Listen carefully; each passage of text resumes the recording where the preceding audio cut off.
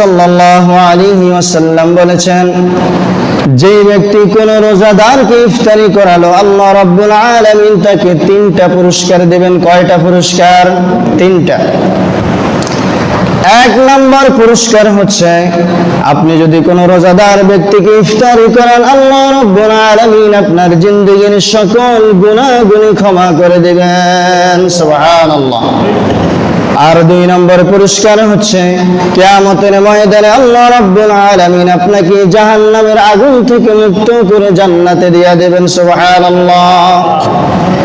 আর 3 নম্বর পুরস্কার হচ্ছে, আল্লাহ রাব্বুল আলামিন যে ব্যক্তিকে আপনি ইফতারি করালেন, ওই ব্যক্তি রোজা রাখার পরে যে সওয়াব, যে নেকি অর্জন করলো, আপনি তাকে ইফতার করানোর কারণে আল্লাহ রাব্বুল আলামিন ওই একই সমপরিমাণ সওয়াব আপনার আমলনামায় দিয়ে দিবেন। সুবহানাল্লাহ। যদি আপনি কাউকে কোন রোজাদার ব্যক্তিকে ইফতার করান, আল্লাহ রাব্বুল আলামিন আপনাকে 3টা পুরস্কার দিবেন, ঘোষণা দিয়ে দিয়েছেন, হাদিসের মধ্যে আসছে। তাহলে আমরা ইনশাআল্লাহ আশেপাশে যারা আছে তাদেরকে ইফতারি করাবো ইনশাআল্লাহ। আল্লাহ রাব্বুল আলামিন আমাদেরকে তৌফিক দান করুক, সকলে বলে আমিন। গত 2 সপ্তাহ 3 সপ্তাহ যাবত আমরা আলোচনা করেছিলাম, গত সপ্তাহে তাকওয়ার আলোচনা করেছিলাম। এই সপ্তাহে আমরা আলোচনা করব রমাদানুল মুবারক তথা রোজা রাখলে আল্লাহ রাব্বুল আলামিন আপনাকে কি কি পুরস্কার দিবেন, সেই আলোচনা আমরা ইনশাআল্লাহ করব। দেখেন, মুসলিম শরীফের 1151 নম্বর হাদিস, قال رسول الله صلى الله عليه وسلم كل عمل بآدم يضاعف الحسنة ب10 أمثالها إلى 700 ضعف قال الله تعالى إلا الصوم فإنه لي وأنا أجزي به। রাসূল করিম সাল্লাল্লাহু আলাইহি ওয়াসাল্লাম বলেন, আল্লাহ রাব্বুল আলামিন আদম সন্তানের বনি আদমের আমলগুলোকে 10 থেকে 700 গুণ পর্যন্ত বৃদ্ধি করে দেন। বলেন সুবহানাল্লাহ। প্রত্যেকটা আমলকে 10 থেকে কত গুণ বৃদ্ধি করা হয়?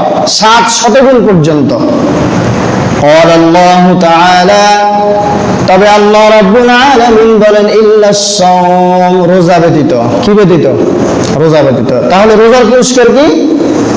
রোজার পুরস্কার হচ্ছে, আল্লাহ রাব্বুল আলামিন বলেন, ফাইন্নাহু লি ওয়া আনা আজজি বিহি। আল্লাহ রাব্বুল আলামিন বলেন, বান্দা রোজা আমার জন্য রাখে, আর এর পুরস্কার স্বয়ং আমি আমার কুদরতি হাতে বান্দাকে দিব। সুবহানাল্লাহ। বান্দা রোজা আমার জন্য রাখে, এই কারণে বান্দাকে স্বয়ং আমি আমার কুদরতি হাতে দিব। এখানে আর 10 গুণ নাই, 20 গুণ নাই, 30 গুণ নাই, 700 গুণ নাই, কোনো গুণ নাই। স্বয়ং আল্লাহ রাব্বুল আলামিন যত বড়, তার পুরস্কারটাও তত বড়ই হবে। সুবহানাল্লাহ। তাহলে আমরা কি রোজা কি রাখবো না ছেড়ে দিব? ইনশাআল্লাহ রাখবো, ঠিক না? আল্লাহ রাব্বুল আলামিন যদি রোজা রাখি, তাহলে আমাদেরকে আল্লাহ নিজেই এই পুরস্কারের ঘোষণা দিয়েছেন। সুবহানাল্লাহি ওয়া বিহামদিহি। দেখেন, এখন গরমকাল চলছে, ঠিক না? গরমের সময় তীব্র গরম, গতকাল থেকে গরম শুরু হয়েছে। এই কয়েকদিন মোটামুটি একটা ভালো আবহাওয়া হয়ে গিয়েছে, কিন্তু আজকেও গরম, গতকালকে খুব গরম ছিল। এই গরমের সময় কোনো ব্যক্তি যদি রোজা রাখে, তার জন্য বিশেষ একটা পুরস্কার আছে। قال رسول الله صلى الله عليه وسلم من أعطش نفسه في صائف سقاها الله يوم العطش। রাসূল করিম সাল্লাল্লাহু আলাইহি ওয়াসাল্লাম বলেন, কোন ব্যক্তি যদি গরমের সময়, তীব্র গরমের সময় পিপাসিত থেকে আল্লাহ রাব্বুল আলামিনকে রাজি খুশি করার জন্য রোজা রাখলো, মহান আল্লাহ রাব্বুল আলামিন কিয়ামতের ময়দানে যখন কঠিন পরিস্থিতির সম্মুখীন হবে বান্দা, কিয়ামতের ময়দানে যখন বান্দার এক হাত উপরে সূর্য চলে আসবে, বান্দা পানির পিপাসায় কাতর হয়ে যাবে, এমন কঠিন পরিস্থিতিতে আল্লাহ রাব্বুল আলামিন ওই বান্দার পানির পিপাসাকে নিবারণ করে দিবেন। সুবহানাল্লাহ। যদি গরমকালে পিপাসিত থেকে আপনি যদি রোজা রাখেন কষ্ট করে, আল্লাহ রাব্বুল আলামিন কিয়ামতের ময়দানে আপনাকে পানির পিপাসার নিবারণ করে দিবেন। সুবহানাল্লাহ। এখন আসেন কিয়ামতের ময়দান কেমন পরিস্থিতি হবে? আল্লাহ রাব্বুল আলামিন সূরাতুল ইনফিতারের মধ্যে বলেন, ইদাস সামাউ ফাতারাত। আল্লাহ রাব্বুল আলামিন বলেন, কিয়ামতের দিন আমি আল্লাহ রাব্বুল আলামিন ওই আসমানকে ভেঙে চুরে খান খান করে দেব। বলেন আল্লাহু আকবার। আসমান ভেঙে চুরে খান খান হয়ে যাবে। এই যে আসমান দেখতেছি না আমরা, এটা আর থাকবে না, এটা ভেঙে চুরে চুরমার হয়ে এটা খান খান হয়ে যাবে। কেমন পরিস্থিতি সৃষ্টি হবে চিন্তা করেন। ওয়াইযাল কাওয়াকিবু ইনতাসারাত। আল্লাহ রাব্বুল আলামিন বলেন, আর এই মহাশূন্যের মধ্যে তোমরা যে তারকারাজিগুলো দেখতেছ, হাজার হাজার লক্ষ লক্ষ কোটি কোটি তারকা আছে। ওয়াইযাল কাওয়াকিবু ইনতাসারাত। তারকারাজিগুলো ঝরে ঝরে খসে খসে পড়ে যাবে। আল্লাহু আকবার। আপনি চিন্তা করেন এই মহাশূন্যে কত তারকা আছে জানেন? পৃথিবী থেকে সূর্য হচ্ছে 13 লক্ষ গুণ বড়। কত লক্ষ গুণ বড়? 13 লক্ষ গুণ বড়। এই পৃথিবীটাই তো আমাদের জন্য অনেক বড়। সারা দুনিয়া ভর যদি এই পৃথিবীতে আমরা ভ্রমণ করি, তারপরে পুরা পৃথিবী ভ্রমণ করে শেষ করতে পারবো না। এরপরে এই পৃথিবী থেকে সূর্য 13 লক্ষ গুণ বড়। তাহলে সূর্য কত বড় চিন্তা করেন। এরকম 3 কোটি সূর্যকে গিলে খেয়ে ফেলতে পারবে একটি তারকা। বলেন সুবহানাল্লাহ। এবার একটা তারকা কত বড়, এটা আমার কথা না, বিজ্ঞান আবিষ্কার করে বলছে। 3 কোটি সূর্যকে গিলে খেয়ে ফেলতে পারবে একটা তারকা। আর এরকম শত শত হাজার হাজার তারকা আছে একটা গ্যালাক্সির ভিতরে। আর এরকম গ্যালাক্সি আছে কোটি কোটি। বলেন সুবহানাল্লাহ। সব কিছুর উপরে, মহাশূন্যের ভিতরে, সব কিন্তু আসমানের নিচে। কোথায় আছে? আসমানের নিচে। এবার কত জায়গা আপনি চিন্তা করেন। এই যে লক্ষ লক্ষ কোটি কোটি বিশাল তারকারাজির যে রাজ্য, আল্লাহ রাব্বুল আলামিন বলেন কিয়ামতের সময় ইসরাফিলকে যখন আমি সিংহায় ফুঁক দেওয়ার জন্য অনুমতি দিব, ইসরাফিলের ফুঁর এত শক্তি যে ফুঁয়ের সাথে সাথে এই লক্ষ লক্ষ কোটি কোটি তারকারাজি ঝরে ঝরে খসে খসে পড়ে যাবে। বলেন আল্লাহু আকবার। তাহলে 1 নম্বর আসমান ভেঙে চুরে খান খান হয়ে যাবে। 2 নম্বর তারকারাজি খসে খসে ঝরে ঝরে পড়ে যাবে। এরপরে আল্লাহ রাব্বুল আলামিন বলেন, ওয়াইযাল বিহারু ফুজ্জিরাত। সাগরগুলোকে উত্তাল করে দেওয়া হবে। সাগরের বর্তমান যে উত্তাল, বর্তমান যে গর্জন, এটা আপনারা যারা সাগরে ভ্রমণ করেছেন, যারা সাগরে জাহাজে উঠেছেন, অথবা যারা কক্সবাজার গিয়েছেন, সি বিচ পতেঙ্গায় গিয়েছেন, তারা কিছুটা হলে অনুভব করতে পারছেন। কথা বলেন ঠিক না ঠিক? কক্সবাজার গেলে দেখা যায় যে সাগরের কত গর্জন। এই সাগরের নিকট আমরা, আমাদের অস্তিত্ব একেবারে নিঃস্ব, কিছুই নেই আমাদের অস্তিত্ব। এই উত্তাল সাগরের মধ্যে যদি কোনো মানুষকে ফেলে দেওয়া হয়, তার বাঁচার কোনো ক্ষমতা নাই। এই যদি হয় বর্তমান, এখন সুস্থ অবস্থায় তার উত্তাল এই অবস্থা। আর কিয়ামতের ময়দানে আল্লাহ রাব্বুল আলামিন বলেন, ওয়াইযাল বিহারু ফুজ্জিরাত। সাগরকে আমি উত্তাল করে দিব। তাহলে এই যদি হয় বর্তমানে এত উত্তাল হয়, কিয়ামতের সময় এই সাগর কত উত্তাল হবে, এটা মহান আল্লাহ ছাড়া আর কেউ জানে না। বলেন আল্লাহু আকবার। সব শক্তিকার আল্লাহ। এবার আল্লাহ রাব্বুল আলামিন বলতেছেন, ওয়াইযাল কুবুরু বু'থিরাত। তারকারা যে যখন খসে ঝরে ঝরে পড়ে যাবে, আসমান যখন ভেঙে পড়ে যাবে, সাগরগুলাকে যখন উত্তাল করা হবে, এরপরে আল্লাহ রাব্বুল আলামিন বলেন আমি সমস্ত মানুষকে আবার পুনরায় জীবিত করব। আর সমস্ত মানুষ, কোটি কোটি মানুষ, হযরত আদম আলাইহিস সালাতু ওয়াস সালাম থেকে কিয়ামত পর্যন্ত যত মানুষ যত জায়গায় মারা গিয়েছে, পিঁপড়া যেমন তার নিজ গর্ত থেকে ওঠে, মানুষগুলো এইভাবে উঠতে থাকবে। সুবহানাল্লাহ। এরপরে কিয়ামতের ময়দান হবে, দুনিয়াটা জমিন হয়ে যাবে তামার, সূর্য চলে আসবে নিকটে। এরকম একটা কঠিন সময় যখন হবে, মানুষের শরীর থেকে ঘাম ঝরে ঝরে যখন পড়বে, ঘামের তাড়নায় মানুষ টিকতে পারবে না, মানুষ কঠিনভাবে পিপাসিত হয়ে যাবে। এই কঠিন পরিস্থিতিতে আল্লাহ রাব্বুল আলামিন বলেন আমার যে সমস্ত বান্দারা পিপাসিত থেকে গরমের সময় রোজা রেখেছে, আমি ওই কঠিন মুহূর্তে তাদেরকে পানি পান করিয়ে তৃষ্ণা মিটিয়ে দিব। বলেন সুবহানাল্লাহ। তাহলে গরমের সময় কষ্ট করে হলেও আমরা ইনশাআল্লাহ রোজা রাখবো। রাখবো কি রাখবো না? ইনশাআল্লাহ। রোজাদারের জন্য আল্লাহ রাব্বুল আলামিন জান্নাতে একটা নির্দিষ্ট স্তর রেখেছেন, একটা দরজা রেখেছেন, যে দরজা দিয়া রোজাদার ব্যতীত আর কোনো ব্যক্তি প্রবেশ করতে পারবে না। সুবহানাল্লাহ। قال رسول الله صلى الله عليه وسلم إن في الجنة بابا يقال له الريان। রাসূল করিম সাল্লাল্লাহু আলাইহি ওয়াসাল্লাম বলেন জান্নাতের মধ্যে একটি দরজা রয়েছে, যেই জান্নাতের নাম হচ্ছে রায়্যান। জান্নাতের সেই দরজার নাম কি? রায়্যান। আমরা জানি জান্নাত কয়টা? 8টা, ঠিক না? 8টা মানে 8টা স্তর, 8টা মানে 8টা স্তর, 8টা দরজা। এর মধ্যে একটা স্তর, একটা দরজার নাম হচ্ছে রায়্যান। এখন এই রায়্যান দিয়ে রোজাদার কি করবে? ইয়াদখুলু মিনহুস সাইমুন। আল্লাহ রাব্বুল আলামিন যে সমস্ত বান্দারা কষ্ট করে রমাদানুল মুবারকের রোজাকে রেখেছে, ওই রায়্যান নামক দরজা দিয়ে আল্লাহ রাব্বুল আলামিন বলবেন হে আমার রোজাদার বান্দারা, এই রায়্যান নামক দরজা দিয়ে তোমরা জান্নাতে প্রবেশ করতে থাকো। সুবহানাল্লাহ। এখন রোজাদার সবাই যখন এই রায়্যান নামক দরজা দিয়া সবাই যখন প্রবেশ করবে, তখন আল্লাহ রাব্বুল আলামিন কি করবেন?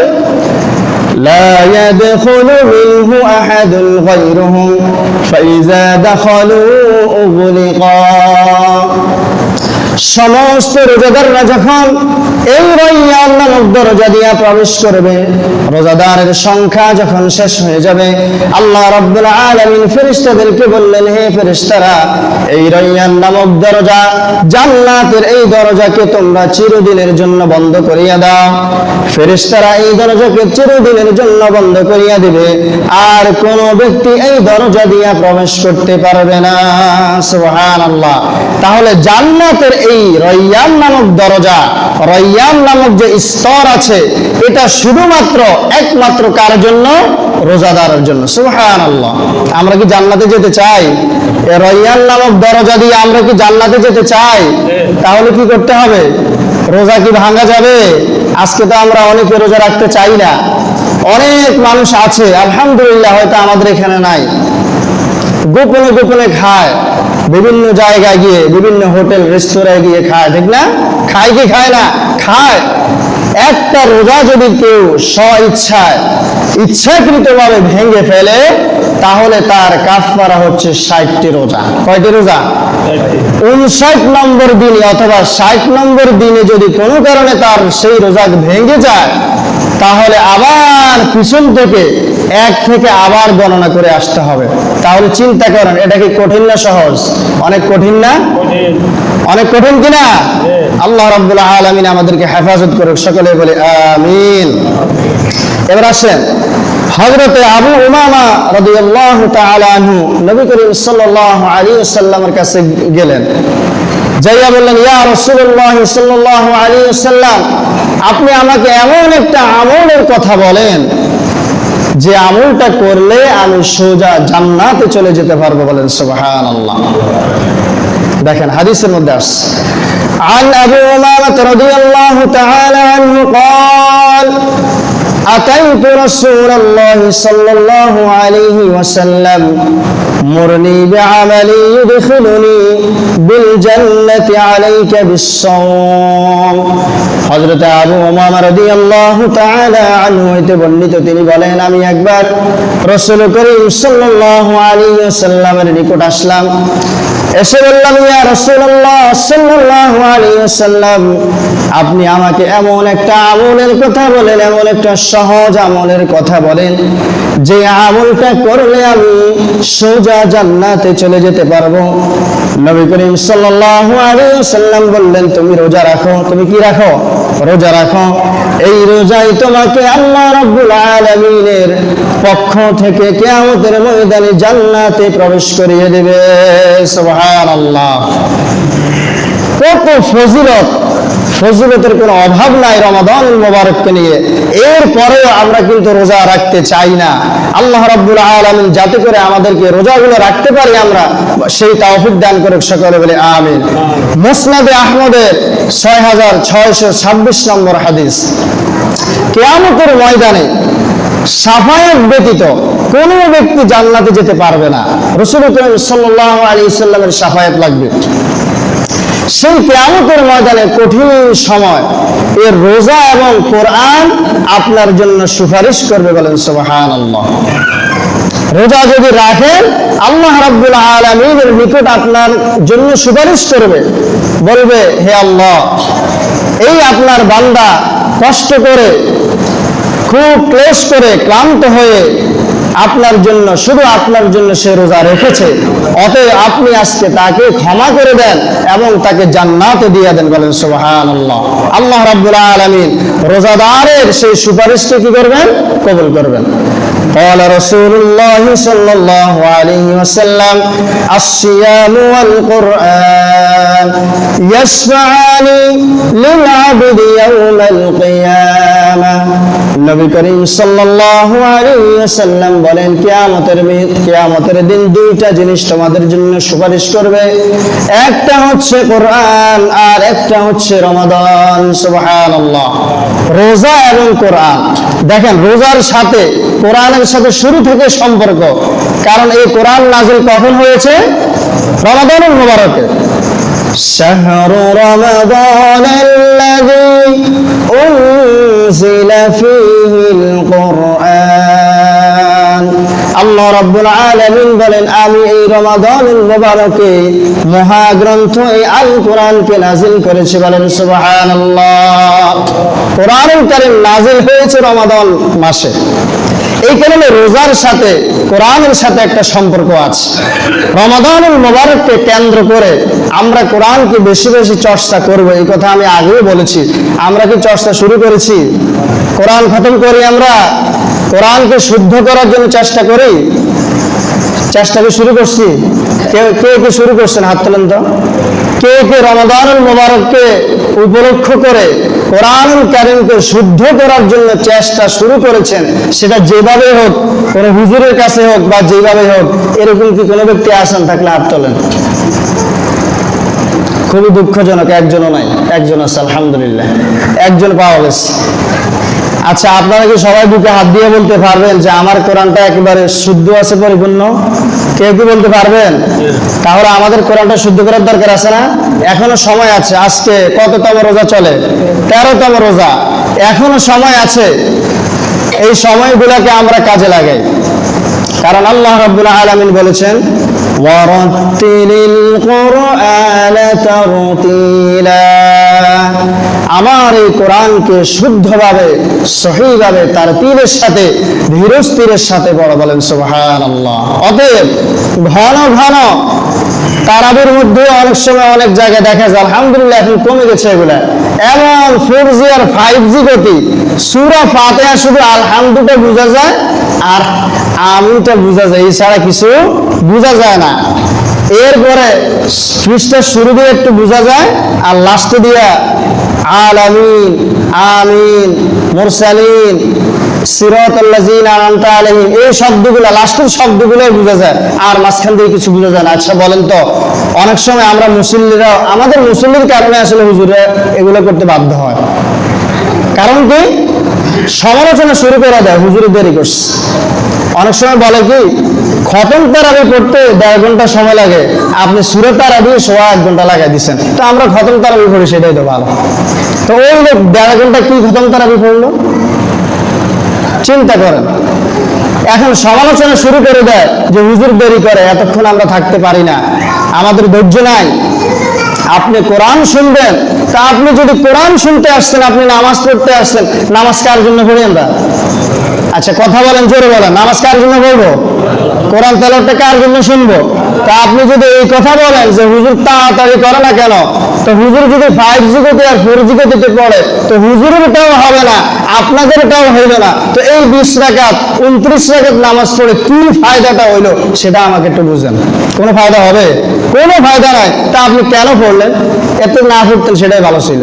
আল্লাহর সাথে মস্কারি করলেন, আল্লাহর সাথে মস্কারি। এখানে আসে হুজুর যদি ধুম ধারাকা 5G আর 4G গতিতে সে যদি পড়ে, এটা আল্লাহর সাথে মস্কারি হইলো না?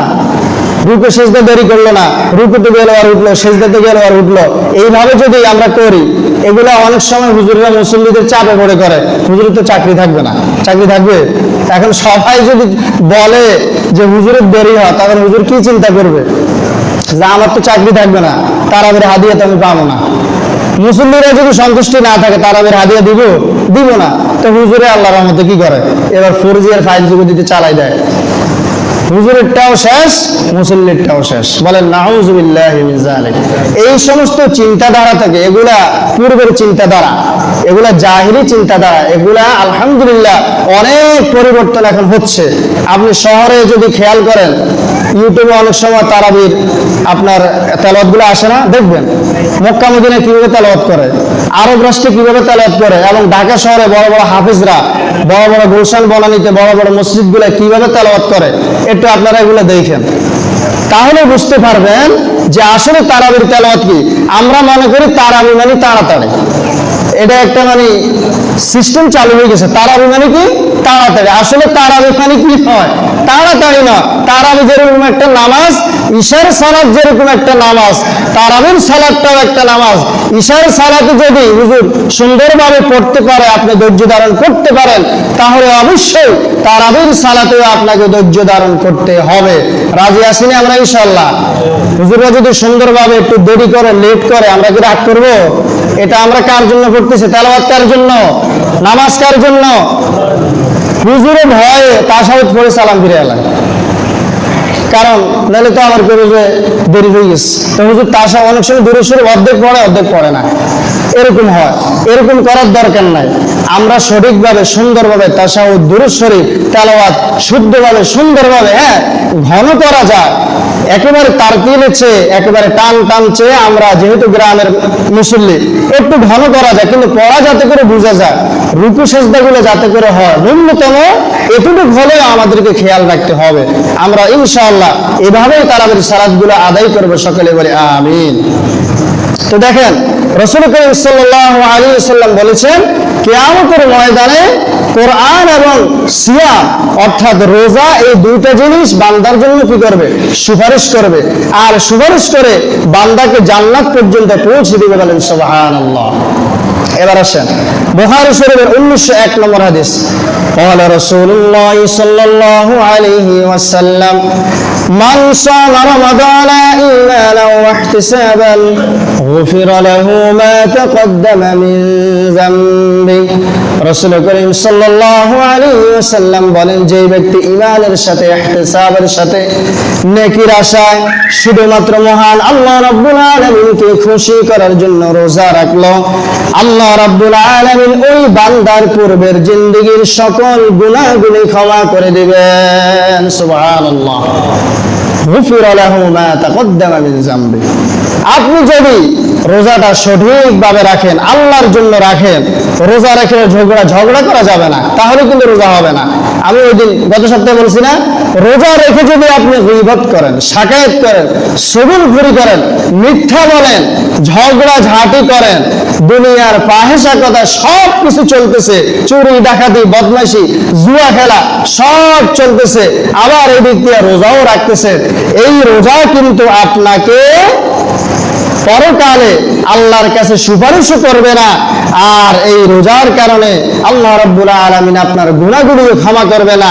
এবং আল্লাহ রাব্বুল আলামিন বলেন, সেই লোকের সেই বান্দার পানাহার আমার কাছে মূল্যহীন, কোনো মূল্য নাই। বলেন নাউযুবিল্লাহি মিন যালিক। তাহলে রোজা রেখে আমরা এই সমস্ত অভ্যাসগুলো অবশ্যই পরিহার করতে হবে।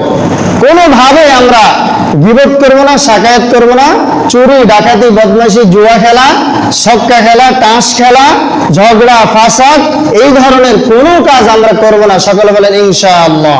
তাহলে সেই রোজা যদি আপনি রাখেন, রাসূল করিম সাল্লাল্লাহু আলাইহি ওয়াসাল্লাম বলেন, বান্দার পূর্বের সকল গুনাহকে আল্লাহ রাব্বুল আলামিন ক্ষমা করে দিবেন। সুবহানাল্লাহ। قال رسول الله صلى الله عليه وسلم الصيام جنة يستجبن بها العبد من النار। রাসূল করিম সাল্লাল্লাহু আলাইহি ওয়াসাল্লাম বলেন, রোজা হচ্ছে বান্দার জন্য ঢাল স্বরূপ। রোজা বান্দার জন্য কি স্বরূপ? ঢাল। কিসের ঢাল? রোজা হচ্ছে এমন ঢাল, যেই ঢাল দিয়া বান্দা কিয়ামতের ময়দানে জাহান্নামের কঠিন আযাব থেকে মুক্ত পাবে। বলেন সুবহানাল্লাহ। রোজা এমন একটি ঢাল, আসিয়াম জুন্নাহ, রোজা হচ্ছে ঢাল স্বরূপ। সেটা কি ঢাল? যেই ঢাল দিয়া বান্দা কিয়ামতের ময়দানে জাহান্নামের আগুন থেকে মুক্ত পাবেন। বলেন সুবহানাল্লাহ। قال رسول الله صلى الله عليه وسلم للصائم فرحتان يفرحهما فرحة عند فطره وفرحة عند لقاء ربه। রাসূল করিম সাল্লাল্লাহু আলাইহি ওয়াসাল্লাম বলেন, রোজাদারের জন্য দুইটা খুশির সংবাদ, দুইটা সময় সে সবচেয়ে বেশি খুশি হবে। এক নম্বর হচ্ছে রোজাদার যখন ইফতারের সময় হয়, আর সে যখন সারাদিন পানাহার থেকে পিপাসিত থেকে ইফতারের সময় সর্বপ্রথম ইফতার করে, এটা হচ্ছে বান্দার জন্য এক নম্বর খুশি। বলেন সুবহানাল্লাহ। ইফতারের সময় খুশি লাগে না? সমস্ত আইটেম নিয়ে বসে আছি, কিন্তু সময় হয় না, এই কারণে খাই না। কি একটা আনন্দ! এটা কিন্তু রোজাদার ব্যক্তি ছাড়া অন্য কারো নিকট, যে ব্যক্তি রোজা রাখে নাই, হয়তো আপনি দেখতেছেন সে ইফতার নিয়ে বসে আছে, আসলে তার মনে কি নেই? আনন্দ নাই, কারণ সে তো সারাদিন খেয়েছে, তার কিসের আবার খুশি? কিন্তু রোজাদারের জন্য খুশি। কেন খুশি? সে সারাদিন খায় নাই, খানাগুলা সামনে নিয়ে আছে, সময় হয় মাত্র সে একটা খেজুর দিয়া তারপরে বিসমিল্লাহ পড়ে ইফতার যখন করলো, সে যে তৃপ্তি পাইল, সে যে খুশি হলো, এটা দুনিয়ার অন্য কোনো কেউ সেটা পাবে না। বলেন সুবহানাল্লাহ। আর রোজাদারের জন্য দুই নম্বর খুশি হচ্ছে রোজাদারের সাথে জান্নাতের মধ্যে আল্লাহ রাব্বুল আলামিন যখন সরাসরি সাক্ষাৎ করবে। বলেন সুবহানাল্লাহ। এটা হচ্ছে রোজাদারের জন্য দ্বিতীয় খুশি। তাহলে রোজাদারের কয়টা খুশি? দুইটা। একটা হচ্ছে সে যখন ইফতার করবে তখন সে খুশি হবে, সবচেয়ে সে বেশি খুশি হবে। আর আরেকটা হচ্ছে বান্দার সাথে এই রোজাদারের যখন আল্লাহ রাব্বুল আলামিনের সাথে জান্নাতে সাক্ষাৎ হবে, তখন এই রোজাদারের খুশির আর সীমা থাকবে না। বলেন সুবহানাল্লাহ। রোজাদারের মুখের যে গন্ধ, যে দুর্গন্ধ তৈরি হয় সারাদিন না খাওয়ার কারণে, ক্লান্ত থাকার কারণে, উপবাস থাকার কারণে যে একটা চুকা ঢেকুর তৈরি হয়, যে দুর্গন্ধ তৈরি হয়, রাসূল করিম সাল্লাল্লাহু আলাইহি ওয়াসাল্লাম বলেছেন, রোজাদারের এই মুখের দুর্গন্ধটা মহান আল্লাহ রাব্বুল আলামিনের নিকট মিষ্ট আম্বরের চেয়েও আরো সুগন্ধিময়। বলেন সুবহানাল্লাহ। অনেক ফজিলত বলতে গেলে আরো অনেক সময় দরকার, যেহেতু সময় শেষ। যেহেতু এই রোজাদার যারা রোজা রাখবে, আল্লাহ রাব্বুল আলামিন এত বেশি ফজিলত দিবেন, তাহলে আমরা ইনশাআল্লাহ এই রোজাগুলো রাখবো কি রাখবো না? ইনশাআল্লাহ রাখবো। আমরা কোনো রোজা ছাড়বো? যে রোজাগুলো আমরা রাখছি আল্লাহ রাব্বুল আলামিন সেগুলোকে কবুল করুক, আর যেগুলোর সামনে আছে সেগুলো যাতে করে আমরা রাখতে পারি, আল্লাহ রাব্বুল আলামিন যাতে আমাদেরকে সেই তৌফিক দান করে। সকলে বলে আমিন। ওয়া আখিরু দাওয়ানা আলহামদুলিল্লাহি রাব্বিল আলামিন।